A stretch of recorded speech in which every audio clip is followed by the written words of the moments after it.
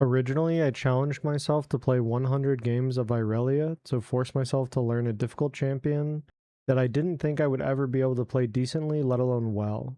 Completed that challenge, and after 100 games of Irelia, I was sitting at Platinum 212 LP. Something felt wrong. I wasn't satisfied with the outcome. I felt like I left a lot on the table and I didn't feel finished with the journey. I wanted more. I wanted to prove to myself that not only did I learn how to play Irelia, but I learned how to play her well. Over the course of the next 48 hours, I queued up for 40 games of ranked solo queue and one normal for a mental reset. I climbed and fell, climbed and fell. I honestly wasn't sure that I was making any progress at some point. I went through win streaks and loss streaks. I hit Platinum 181 LP 3 times during those 40 games. And then it finally happened. One final win streak. 4 games in a row, and I performed in every single game. I feel confident in saying that while I haven't mastered Irelia, and I don't think I ever will, I do feel that I have her fundamentals down. Since the last video, I've come to realize that matchup knowledge started becoming extremely important as my rank improved. Players started making blatant mistakes less often and fully utilized their champions' kits. This is one of the reasons that coaches always tell people, if you want to climb, one trick a champion. It forces you through trial and error to learn how to play the same matchups over and over. I'll talk more about specific champions later in the video, but there were multiple times where I thought a matchup seemed very difficult, and I would look up the win rates of Irelia versus like Akali, for example, and see that the matchup isn't heavily favored one way or another. If I was really struggling with specific champions, I would look up a challenger replay and watch how they played the lane. What were they trying to do? Were they shoving? Were they playing back? When did they go for a stun? When did they use their W, etc., etc.? I think that players that have very wide champion pools will struggle to develop these kinds of matchup specific skills, and as they try to climb out of silver, gold, platinum, etc., they will have a very hard time because they don't have the repetitions of playing their champion versus another specific champion 20 or 30 times. Another thing I realized is tracking the jungler is becoming very important. I've started late warding enemy raptors almost every game. I need to know where the jungler started so I know where to expect them. There are countless games where I go for an all-in, but because I wasn't tracking if the jungler was pathing top or bot, or if the jungler started raptors and would be middle, I would die to a 2v1 that was completely preventable. It also helps me be more aggressive when I know that the jungler shouldn't be mid, and lets me play a lot more confidently. I've noticed that the amount of players that tilt goes up the higher ranks I've climbed. It's starting to become extremely common to the point of players soft inting because they don't like a person on their team. There really isn't a solution to this. I think that the best steps to take towards combating this is simply not engage with toxic players.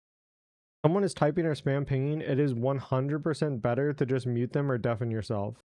If someone continues to make bad plays, I will simply not play around them anymore. This has helped me pull out some games that I was sure I would have lost, but ended up winning by staying focused on what I want to do and what my role in the team is.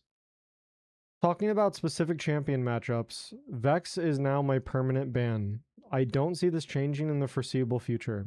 The matchup is literally unplayable, her fear is up way too frequently, and even if you dodge her Q, her shield plus AoE around her fears you as soon as you Q her.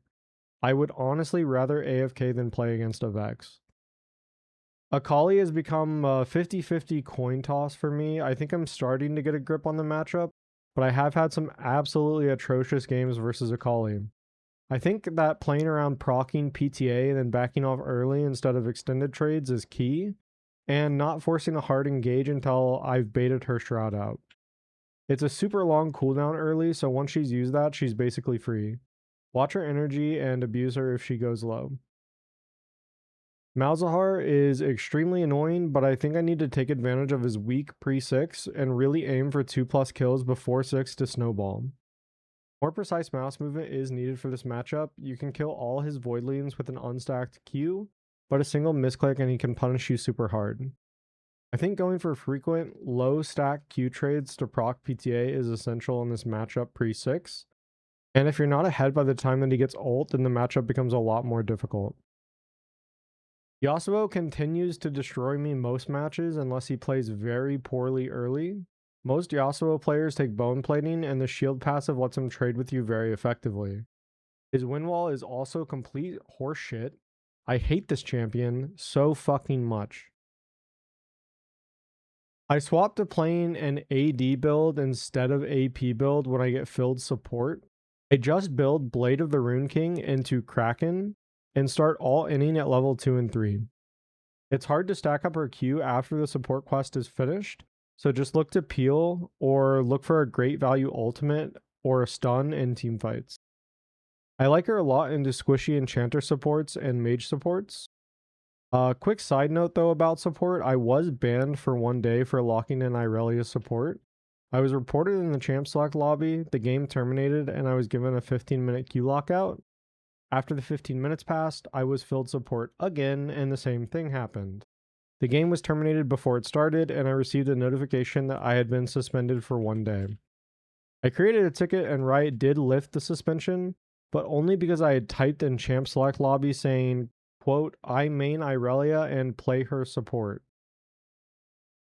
I am pretty apprehensive about locking her in support now, so maybe be careful if you decide to lock her in as a support role. AP Irelia, I really only build this as a last resort currently if we have a full AD team and they have multiple heavy armor tanks that I'm not going to be able to do anything to. I pretty much stopped playing this build completely. I think I had maybe 2 or 3 AP games in the last 50 matches.